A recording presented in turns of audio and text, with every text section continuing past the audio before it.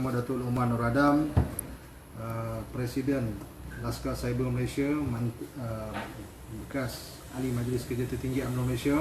Bekas-bekas ni tak main lah. Jadi malam ni Datuk, kita nak sembang sikit politik isu semasa. Nak minta pandangan Datuk tentang penyertaan Yang Berhormat Datuk Seri Azmin Ali menyertai Parti Pribumi Bersatu Malaysia baru-baru ini. Ya. Apakah kesan pandangan Datuk terhadap kekuatan Perikatan Nasional hari ini? Kesan dia. Assalamualaikum warahmatullahi wabarakatuh. Pertamanya baguslah bila Azmin Ali menyertai PPBM. Maka secara automatik kita ada Perdana Menteri daripada PPBM dan kita ada timbalan Perdana Menteri daripada PPBM. Jadi bila benda ni berlaku, maka berlakulah ketidakseimbangan. Maka kita kena pandang benda ni positif.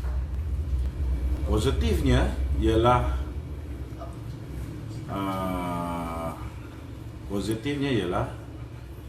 inilah peluang UMNO nak mendapat jawatan timbalan Perdana Menteri. Sebab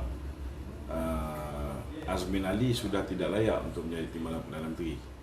Sebab pertamanya Muhyiddin sendiri pun tak layak jadi Perdana Menteri. Kursi yang sepatutnya jadi Perdana Menteri ini UMNO, kan? Tapi sekarang ni bila mana mereka dah buat move, dia dah curi 16 orang daripada UMNO, dia dah curi 9 orang daripada PKR menyertai PPBM. Selepas ni dia curi pula lagi 6 orang daripada PAN menyertai Bersatu. Kemudian ada 4 orang lagi daripada PKR. Dia akan curi dan jumlah mereka sudah jadi 42. So bila PPBM ada 42 kursi, dan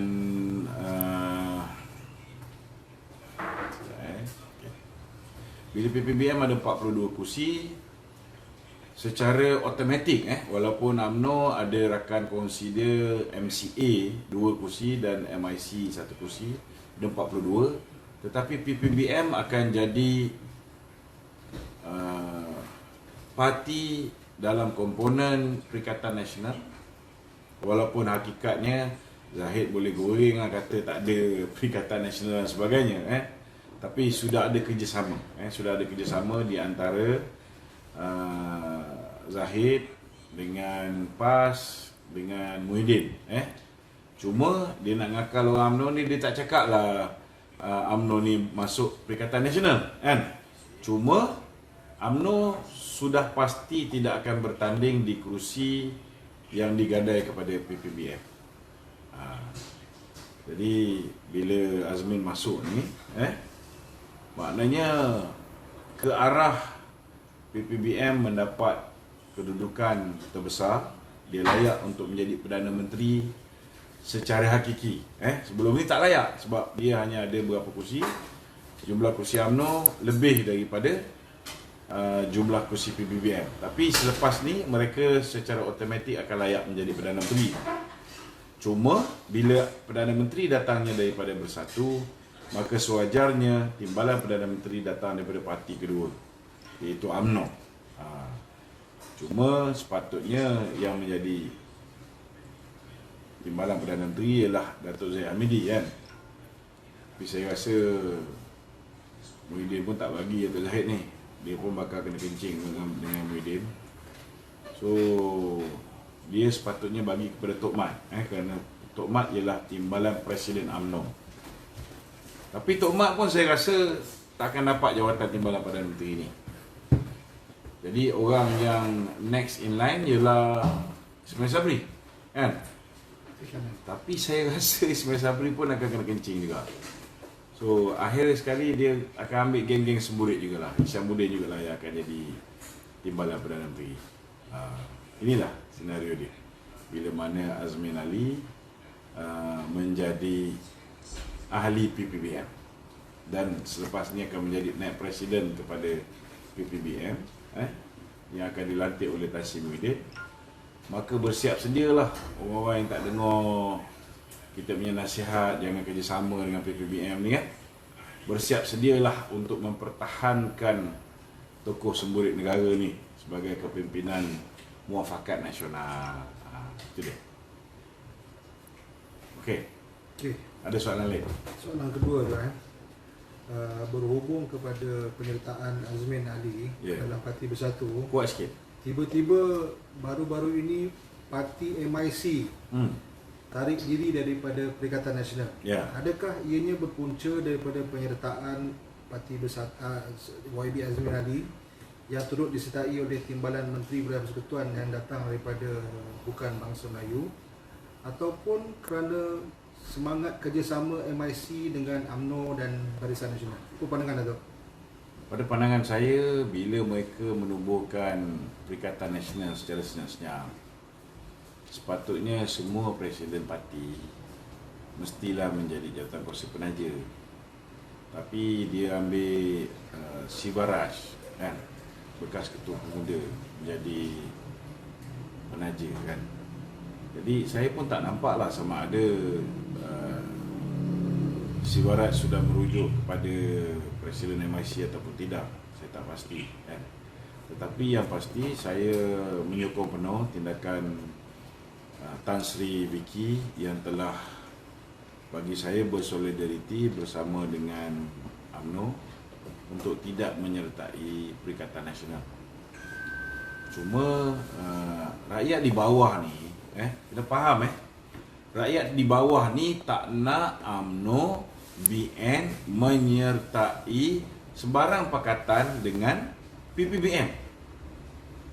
Maksudnya apa? Maksud dia, kalau pilihan raya umum yang lepas UMNO bertanding 122 kursi kawasan parlimen, maka kali ni kalau PAS bersama dengan UMNO, kursi yang PAS bertanding, tapi baki daripada 122 kursi itu sewajarnya UMNO bertanding.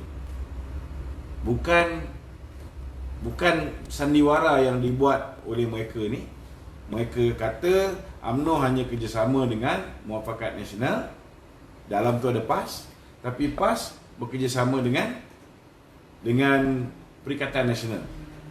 Nampak macam seolah-olah macam UMNO ni tak bersama dengan Perikatan, tapi hakikat dia kursi UMNO akan digadaikan kepada PPBM. So ini bukan apa yang rakyat kat bawah nak.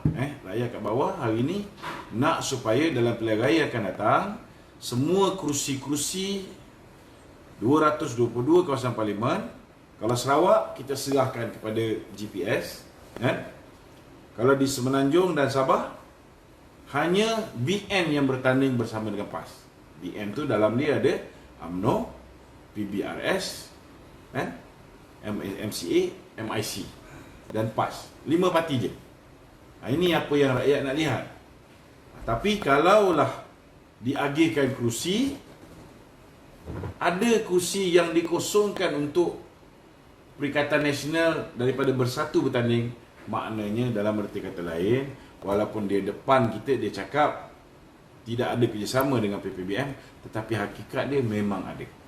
So kalau ini berlaku, insya-Allah Laskar Cyber kita akan atur calon-calon bebas untuk bertanding di semua kursi yang ditandingi oleh calon PPBM, insya-Allah. Itu dia. Soalan yang lebih spesifik Dato'. Ya. Masih soalan yang sama tadi, premis yang sama. Tapi adakah Datuk melihat sekiranya Parti Bersatu ni membuka pintu secara ahli bersekutu kepada bukan Melayu, adakah ia akan memberi lebih impak yang besar kepada komponen Barisan Nasional seperti MIC dan juga MCA? Ini nak terima bukan Melayu di dalam parti dia, itu hak Bersatu. Kita tak boleh interfere, kan? Parti dia nak buat cara apa, itu pulang pada dia. Dan bagi saya, kita tak boleh keluar kenyataan. Saya minta maaf lah, saya tak bersetuju dengan kenyataan Tengku Razali. dengan mengatakan bahawa kita patut keluar kerana bersatu mengambil ahli bukan Melayu. Kerana itu kita patut keluar ataupun tidak menerima bersatu daripada Muafakat Nasional. Saya rasa alasan tu saya tak boleh terima, minta maaf lah. Kita tak boleh ambil pendekatan resis bagi saya.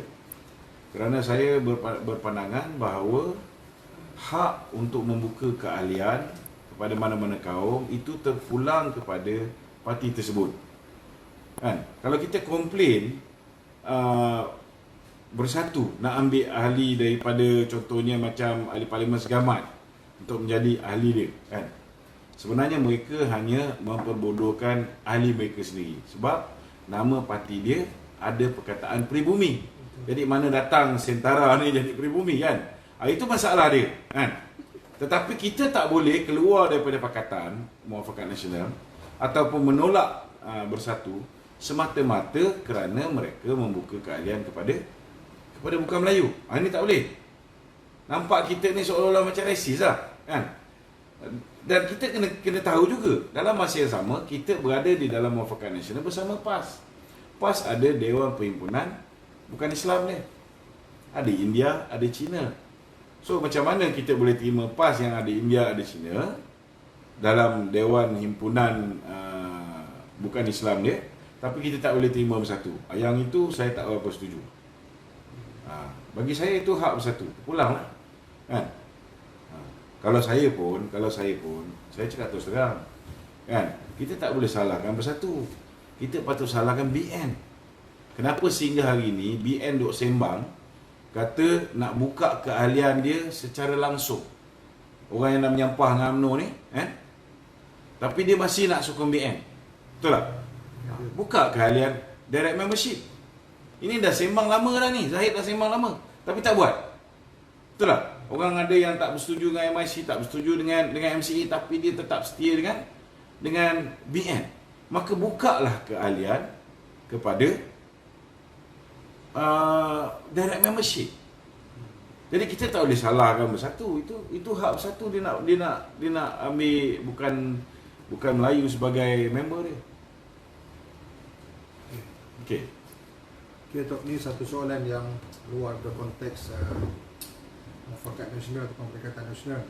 Ini berhubung rumus kabar angin yang kuat mengatakan yang YB Syed Saddiq berkemungkinan besar akan menubuhkan parti yang berasaskan belia untuk masuk ke peralihan pilihan raya tak lama lagi.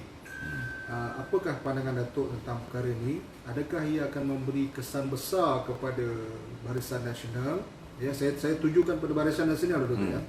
Ataupun Datuk rasa kemungkinan YB Syed Saddiq ni boleh menarik pengaruh anak-anak muda untuk menyertai dan menyokong mereka? Pertama sekali, kita kena raikan demokrasi. Siapa pun nak tubuh parti, itu hak dia. Itu hak yang dijamin dalam perlembagaan. Yang keduanya, yang kita kena faham bahawa ini semua modus operandi ataupun grand design Mahathir. Kenapa dia orang ni kelang kabut nak masuk Muafakat Nasional? Kenapa tiba-tiba nak bercantum dengan kita? Kenapa mulanya sandiwara pergaduhan antara Mahathir dengan Muhyiddin? Kena tahu. Sebabnya mereka sudah tidak boleh memenangi hati orang Melayu untuk memenangi pilihan raya akan datang. Dulu sebelum 9 hari bulan Mei tahun 2018, mereka boleh tipu. Mereka boleh kata Najib penipu ataupun pencuri, perompak, penyamun. Apa dia tak cakap pada Datuk Seri Najib? Betul tak?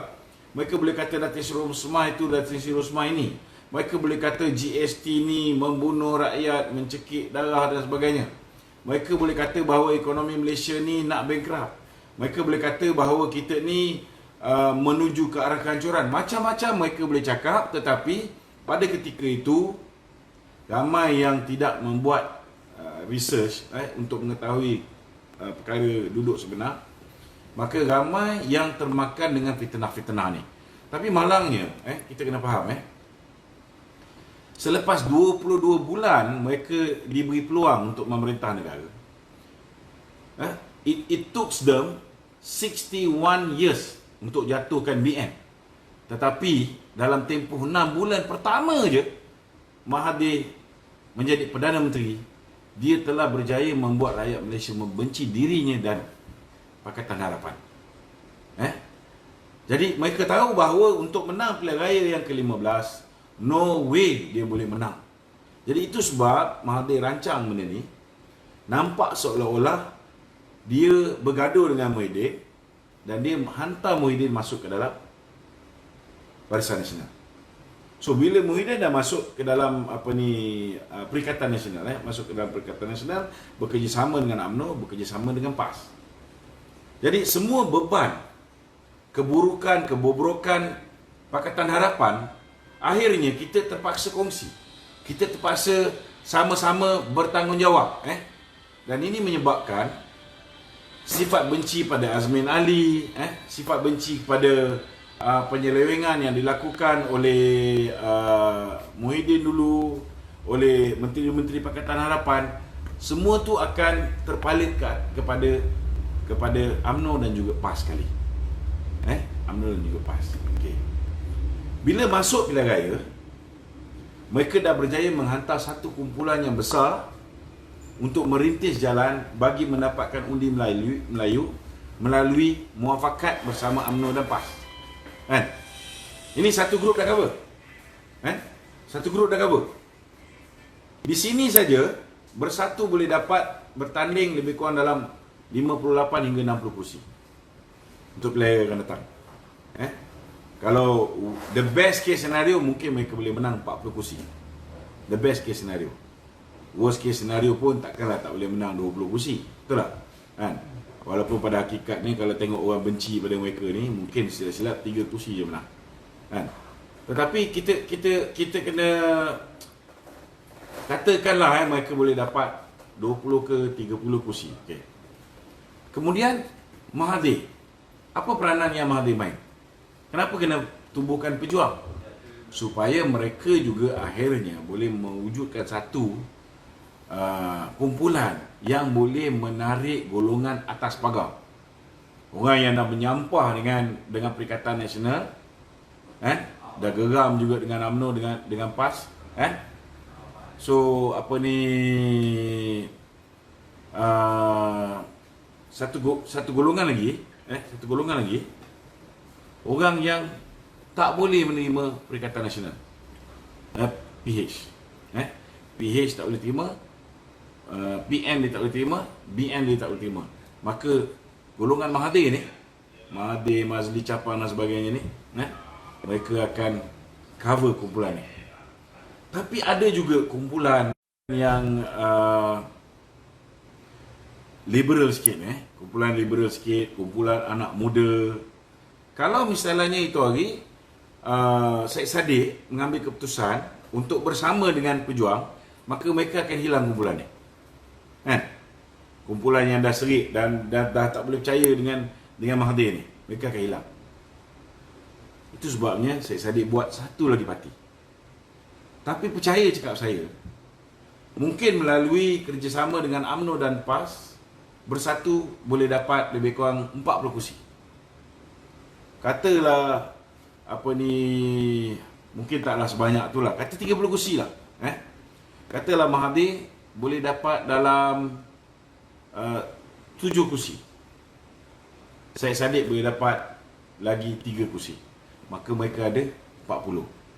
30, 7, 3. Mereka ada 40. 40 ni, percaya cakap saya, UMNO akan menang lebih banyak kursi. Betul tak?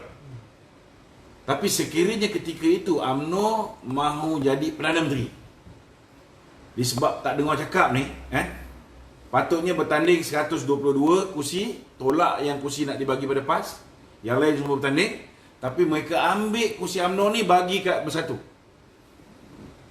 Kalau ketika tu jumlah kursi UMNO katalah ada 80 lah, dia orang ada 40, campur dengan PPBM, campur dengan Pejuang, campur dengan tu dengan parti Syed Saddiq tu, mereka ada 40.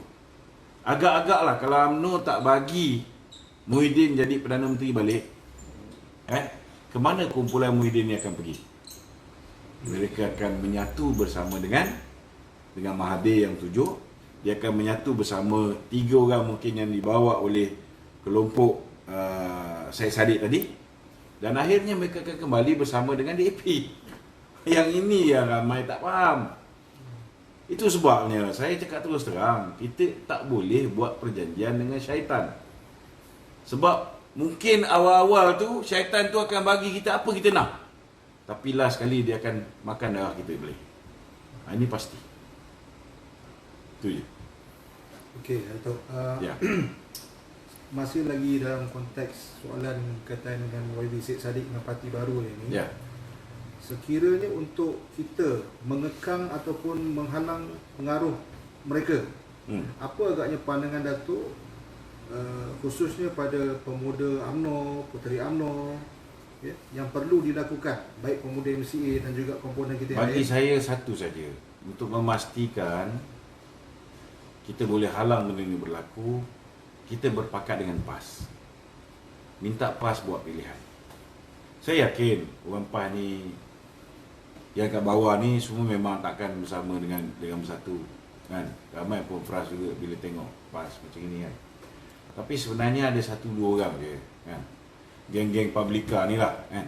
Geng macam At-Takiri, geng macam MB Terengganu, kan. Tapi tak boleh nak salahkan mereka lah. Mereka ada matlamat mereka. Dulu dijanjikan nak bagi 700 juta baki duit duit royalty minyak, kan. Dah dapat sikit, kan.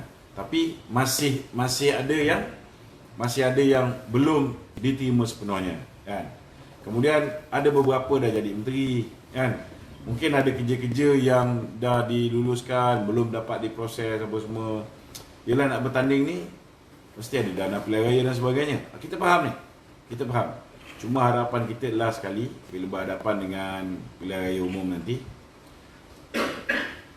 dia orang kena decide nak bersama dengan kita atau bersama dengan PPBM.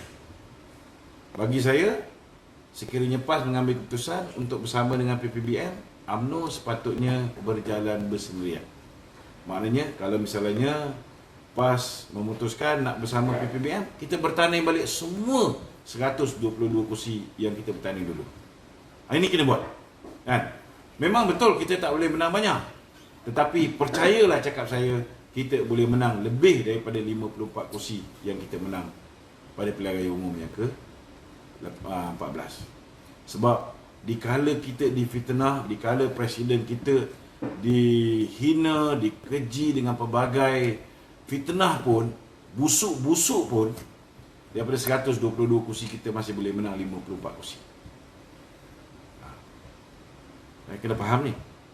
Dan dikala musuh politik PPBM, UMNO, berada di tahap mempunyai krisis keyakinan yang begitu rendah di kalangan rakyat, daripada 55 kursi yang PPBM bertanding, mereka boleh menang hanya 13 kursi, 28%. UMNO menang hampir 50%, 48% lebih. Jadi cuba bayangkan dengan kesedaran rakyat tentang fitnah yang dilontarkan ke atas UMNO dulu, dan kesedaran rakyat selepas 22 tahun mereka bagi peluang kepada PH memerintah, akhirnya janji tak ditunaikan, apa yang Datuk Seri Najib bagi habis dirampas balik, negara menjadi pucah kacir, Islam jahanam, kedudukan Raja-Raja Melayu jahanam, kedudukan bahasa Melayu hancur, kedudukan hak istimewa Melayu hancur. Saya yakin kalau kita pergi jalan bersendirian, kita boleh menang jauh lebih banyak berbanding dengan tahun 2018, tahun 2013. Saya yakin anytime kalau kita pergi bersendirian. Tetapi kalau PAS akhirnya mengambil keputusan untuk bersama dengan kita, lepas dia dapat royalti minyak dia apa semua sekali, dia kembali bersama dengan kita, saya boleh jamin insya-Allah kita boleh menang dengan 2/3 majoriti di parlimen. Kerana rakyat hari ini dah tak sabar nak buat keputusan. Okey, Dato'. Soalan seterusnya, ketika kerajaan Perikatan Nasional baru mula-mula mengambil alih, dan Tan Sri Muhyiddin pun menunjukkan performance yang menakjubkan, membantu rakyat dalam keadaan COVID dan semacamnya. Dia Namun bukan hari ini, performa menakjubkan. Dia ada Datuk Najib yang memberi nasihat daripada hari ke hari. Dia ada orang macam Datuk Seri Ismail Sabri, Dr. Adham Baba. Yang perform ni kebanyakannya Menteri-Menteri UMNO. Kan? Dia ada orang yang ada pengalaman sekeliling dia. Kenapa PH gagal? Sebab mereka hanya ada seorang Perdana Menteri yang ada pengalaman 22 tahun, tapi pengalaman dia cuma pengalaman mengayakan anak dan kroni. Akhirnya tidak ada apa yang rakyat dapat nikmat sepanjang tempoh 22 bulan mereka jadi Perdana Menteri. Tapi kenapa bila Tan Sri Muhyiddin mengambil alih, bila dia mendengar nasihat-nasihat daripada Datuk Seri Najib, dia setidak-tidaknya boleh bawa sedikit perubahan berbanding dengan apa yang dilakukan oleh kerajaan Pakatan Harapan, kan? Ini kerana dia banyak mendengar idea-idea yang dilontarkan oleh Datuk Seri Najib Tun Razak dan dia dibantu oleh menteri-menteri daripada UMNO. Itu je, kan? Tak adalah popular sangat. Kalau popular, senang je. Kalaulah betul lah Muhyiddin ni yakin yang dia ni satu aset yang boleh dijual, nama dia ni boleh dijual, bertandinglah atas tiket bersatu. Tengok, saya boleh jamin 3 je. Saya boleh jamin 3 je dia menang. Pak Agong, apa ni, Langkawi Langkawi pun cakap tak boleh menang, kan? Satu lagi apa ni, Jerlun, tempat Mukris. Pakai, cuba try pakai. No way dia tak boleh menang. Kalau dia betul-betul popular macam yang dia cakap kan, gunakanlah populariti diri saya, kan. Dia tak cakap guna populariti ni kaji ke apa, kan. Cuba bertanding atas tiket sendiri, kan. Tapi kenapa dia beria-ria lepas dia sumbat Datuk Najib ke dalam penjara? Keputusan untuk kenakan Datuk Najib 12 tahun penjara dan juga denda sebanyak 210 juta. Besok je terus dia kata dia nak masuk ke dalam Muafakat Nasional, kan. Ini satu benda yang bagi saya memang tak boleh terima lah orang zalim macam ni, kan. Minta maaf lah, kan. 10 benda dia cakap, 11 saya tak percaya, kan. Orang lain nak percaya, terpulang. Tapi saya memang takkan percaya manusia bernama Muhyiddin Yassin, kerana track record dia asyik menikam orang, kan. Dia tikam daripada dulu lagi, dia tikam Pak Lah, dia tikam Najib, dia tikam last kali dengan Mahathir pun dia tikam ke sandiwara, kita tak tahu, kita tengok Tapi Datuk, saya nak sambung soalan tadi lagi. Dalam keadaan kita berhadapan dengan PKP sepanjang tempoh 3-4 bulan ni, kan, Tan Sri Muhyiddin dan Kerajaan Perikatan Nasional telah berjaya mengimbangi kesusahan rakyat, masalah-masalah rakyat itu dapat dibantu rakyat ni. Cuma Datuk, akhir-akhir ni bila kita ada pandangan bila kemasukan bagi Datuk Seri Azmin Ali dan kumpulannya bersatu sang pecah 3. Pertama, hardcore asal bersatu, kedua ex-UMNO, dan yang ketiga ex-PKR. Lazimnya bila masuk je waktu pilihan raya ni akan ada kumpulan-kumpulan yang protes, kumpulan-kumpulan yang sabotaj. Adakah Datuk melihat perkara ni akan menjadi ancaman besar kepada Persatu menjelang pilihan raya? Dia pertama sekali kena ingat, memang semua orang rasa sedap sekejap bila dapat 1,600 tu, bila dapat bantuan prihatin, bila dapat bantuan daripada program-program untuk usahawan dan sebagainya. Tapi ini semua sekejap, kan. Dan moratorium pun kita duk ingat selepas Oktober rakyat akan sengsara, tapi hakikat dan realitinya belum Oktober pun rakyat sudah pun sengsara. Rakyat dah merasa faham. Sebenarnya sepatutnya daripada bulan April tu sehinggalah bulan Oktober, 6 bulan ni sepatutnya bila rakyat tak perlu bayar sewa beli kereta, tak perlu bayar sewa beli rumah, tak perlu bayar kita punya loan peribadi, sepatutnya kita ada extra cash. Rakyat sepatutnya berada di tahap yang ada kuasa membeli yang lebih, kan? Patutnya ekonomi booming tau time ni tau, sebab dia orang ada duit lebih untuk dibelanjakan. Tapi belum Oktober lagi, belum lagi tempoh moratorium tamat pada 30 September, kita dah tengok business going down. Kita dah tengok kuasa membeli rakyat hari ni semakin teruk, dan rakyat pun ada yang ada duit pun sudah mula menyimpan duit dia, kerana bimbang takut keadaan ekonomi yang akan merudum selepas Oktober. So bila rakyat tidak spend, rakyat tidak berbelanja, macam mana pertumbuhan ekonomi itu nak akan bertumbuh?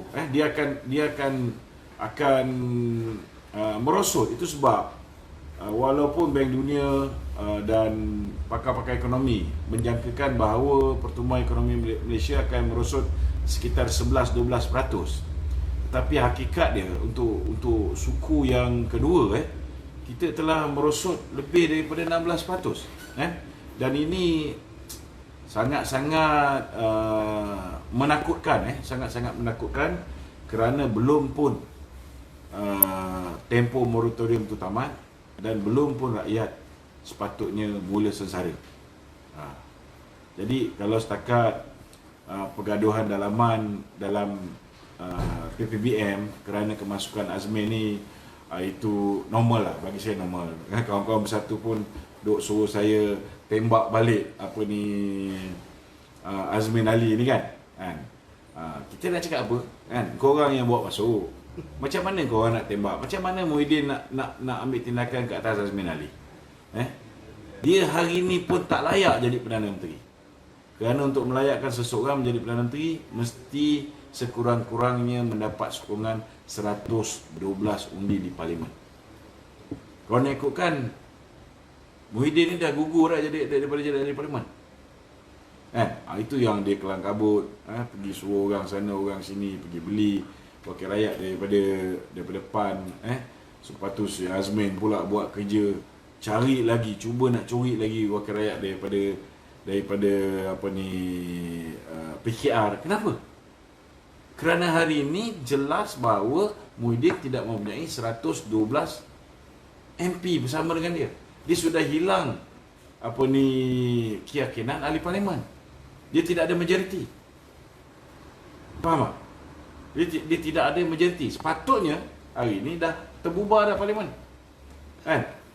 Ataupun dia menghadap ke bawah dulu yang di Tuan Agong, minta pandangan sama ada untuk bubarkan ataupun untuk memilih Perdana Menteri yang lain. Sepatutnya sudah berlaku, kan? Tapi kalau setakat Azmin masuk ni, duk harap Muhyiddin nak ambil tindakan pada Azmin. Sebab ni recording alat perakam dan juga harap dia alat perakam dia macam ni. Macam ni, ada kamera.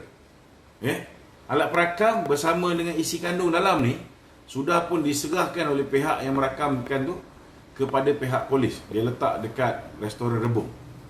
Dan polis dah selesaikan kertas siasatan. Itu sebab saya tak balon ambil badu lagi. Sebab dia dah serahkan kepada Peguam Negara ketika itu, iaitu Tommy Thomas. Cuma sekarang saya akan hantar surat kepada Peguam Negara yang baru, saya akan tanya apa status. Kalau misalnya dia kata dia tidak akan meneruskan, nanti kita akan teruskan dengan langkah kita. Tapi nak harap Muhyiddin ambil tindakan, macam mana dia nak ambil tindakan?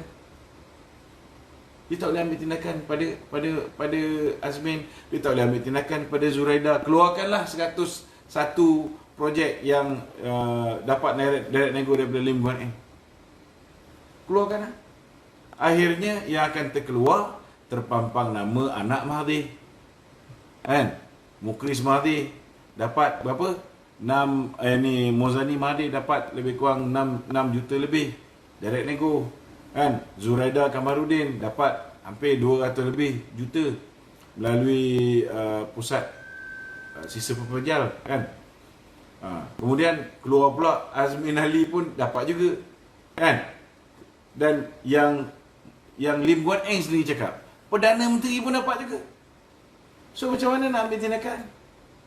Percayalah cakap saya, selagi yang menjadi Perdana Menteri itu datangnya, asal usulnya datangnya daripada Pakatan Harapan, tidak ada Menteri Pakatan Harapan yang lama baik yang baru yang akan ke penjara. Mereka bukan macam kita. Kita dulu, kita tegas. Khair Toyo, menteri besar. Kan?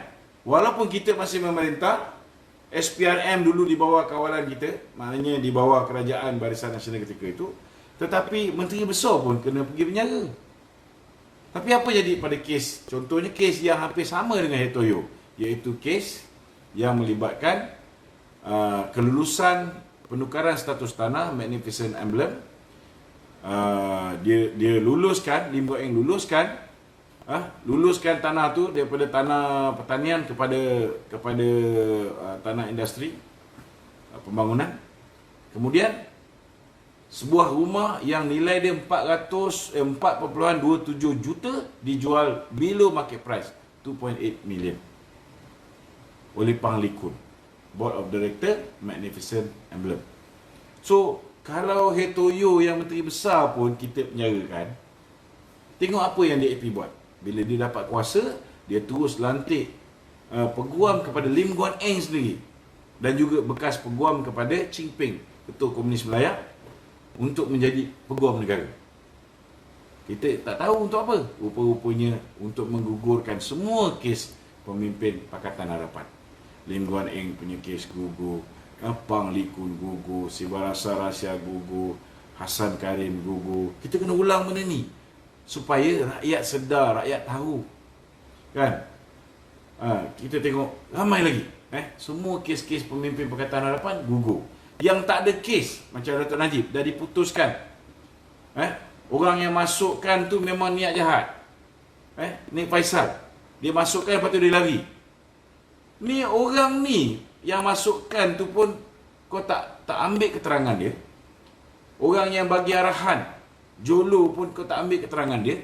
Macam mana Datuk Najib boleh didakwa? Bukan setakat didakwa, dah dijatuhkan hukuman. Tak nampak lagi law of the jungle Pakatan Harapan Itu sebabnya benda ni kita kena bangkit. Kita tak boleh kompromi dengan orang yang zalim ni. Itu sebabnya saya yakin orang PAS ni pun takkan lama dengan Muhyiddin. Haji Hadi pun tahu apa yang dilakukan kat atas Datuk Najib ni satu bentuk kezaliman. Dan Datuk Najib tidak diberikan keadilan. Saya tak fikir mereka akan bersama dengan PPBM. Akhirnya insya-Allah saya yakin PAS akan bersama dengan UMNO. Okey, Datuk, tadi semua tu dah pandangan Datuk tentang isu semasa. Okey. Maka esok adalah hari penentu kepada PRK Slim. Apa pandangan Datuk potensi kemenangan kita? Saya tak boleh berkempen sebab dah lepas pukul 12 walaupun ada 2,000 orang masih menonton, tapi dah 12.41. Kita tak boleh kempen. Tapi bagi saya, kalau saya tak kempen untuk Slim, saya tak dibenarkan kempen kan. Saya semenjak dipecat tu memang tak dibenarkan untuk ceramah atas pentas UMNO BN. Memang Susragung masa tu Anwar Musa pun memang tak bagi. Tapi tak apa. Saya bantu melalui cara saya. Melalui live saya dan sebagainya. Tapi bagi saya, kalau tanya dengan saya lah, boleh menang tak menang, saya rasa tak kempen pun menang. Sebab rakyat sudah make up dia main. Kita tak payah pening. Bagi saya, keputusan sepatutnya lebih baik. Itu je saya boleh cakap. Keputusan esok sepatutnya lebih baik. Tapi disebabkan ada beberapa keputusan yang tak bijak, contohnya membenarkan manusia yang terpalit dengan skandal seks luar tabi'i. Tokoh semburit negara kau pergi hantar pergi kempen. Buat apa? Betul tak? Baik-baik orang tak jijik dengan BN, hari ni orang dah mula pandang serong pada BN. Jadi benda ni kalau pemimpin UMNO, Barisan Nasional masih berterusan dalam pilihan raya yang akan datang, bekerjasama dengan manusia bernama Azmin Ali, Muhyiddin Yassin, maka you are digging your own grave. Maknanya sendiri hadap lah kan. Saya boleh bagi pandangan, tapi saya tak boleh paksa orang dengar pandangan-pandangan kita. Ini terpulanglah pada dia orang kan. Macam Anwar Musa nak marah kat saya, kata saya ni anggap seolah-olah macam saya seorang bijak kan. Nak kata saya bodoh, saya tak bodoh lah sangat kan. Tapi bagi saya, setidak-tidaknya saya ada sedikit kelebihan berbanding dengan Anwar Musa. Saya boleh tahu bahawa main buntut tu salah. Itu je kan. Dulu Anwar Musa dia tahu benda ni salah, tapi sekarang dah tak nampak macam tak berapa nak salah. Dah boleh mesra dah. Yang itu je beza lah. Jadi kalau dia kata saya rasa saya bijak, bab ni saya rasa saya sikit je bijak daripada dia. Dia patut tahu sebagai seorang yang berpengalaman. Saya hormat Tan Sri Anwar Musa ni. Orang yang berpengalaman, orang yang pandai berceramah, pandai mengulas apa-apa. Tapi bagi saya lah dia kena kurangkan bagi kenyataan-kenyataan. Kerana kenyataan-kenyataan dia tu tidak mewakili UMNO. Kenyataan-kenyataan dia tu banyak tidak mewakili Majlis Kerja Tertinggi UMNO. Kan? Lebih kepada kenyataan-kenyataan dia nak mengampu Perdana Menteri sedia ada kan. Itu bagi saya dia akan merosakkan keputusan pilihan raya dia. Akan merosakkan keputusan pilihan raya dia. Saya tak tahulah dia nak bertanding kat mana, sebab saya pasti dia tak akan dapat keterin. Saya pasti dia tak akan dapat keterin. Sebab orang yang dia lawan, yang kalah teruk tu pun dah jadi Menteri Kanan. Kan? Takkan tak boleh fikir. Bersiap sedia lah nak bertanding kat Putrajaya ke, bertanding kat Kubang Kerian ke, bersiap sedia. Okey? So okey Datuk, terima kasih. Okey, Assalamualaikum warahmatullahi Kita akan bersama lagi pada wabarakatuh. kesempatan yang akan datang. InsyaAllah, insyaAllah.